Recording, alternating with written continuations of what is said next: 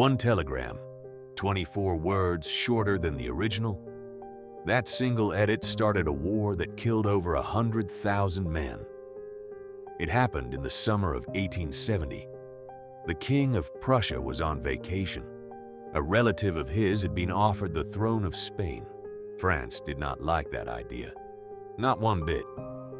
A Prussian king ruling on both sides of France was France's oldest fear.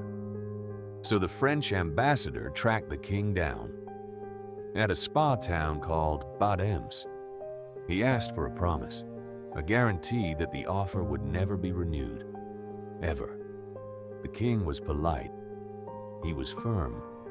He said no, not like that. He simply said the matter was closed and he saw no reason to make further promises about the future. Then he did something ordinary. He sent a telegram to his chancellor in Berlin. Just an update, nothing dramatic. A summary of a slightly awkward conversation at a resort on a quiet afternoon. That chancellor's name was Otto von Bismarck. Bismarck read the telegram over dinner, with two of his top generals sitting across the table. And he saw an opportunity, not a crisis. An opportunity. Bismarck believed a war with France was coming eventually. He believed Prussia would win it. And he believed that war was the fastest path to something he wanted very badly. A single, unified German nation instead of a patchwork of small kingdoms. So he picked up his pen and he started cutting. He didn't add a single false word. That's the part that makes this so unsettling. Every word in his edited version was true. He simply removed the polite context, the diplomatic cushioning, the parts that made the king sound careful, rather than dismissive. What was left read like an insult, like the king had brushed off the French ambassador, like Prussia had slammed the door in France's face. Bismarck released this shortened version to the newspapers that same night.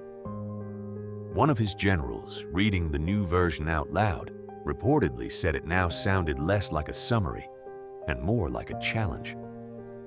Within a day, the edited telegram was printed across Germany and in France. Translated copies followed within hours. The reaction was immediate. French newspapers called it a national humiliation. Crowds gathered in the streets of Paris demanding action. Political pressure built so fast that hesitation itself started to look like weakness. 6 days later, on July 19th, France declared war on Prussia. Nobody who read the original telegram would have predicted that outcome. The king hadn't insulted anyone. The ambassador hadn't been humiliated. The actual conversation had been almost boring. Two diplomats talking past each other politely at a spa town in the German countryside. The war that followed was not boring. It was brutal, fast, and one-sided.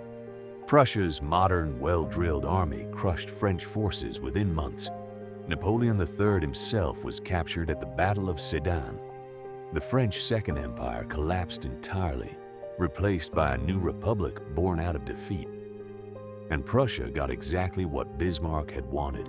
The German states, watching Prussia's victory, rallied behind it. Within months, they unified into a single empire. The same German empire that would dominate European politics for the next 50 years. One war, one unification.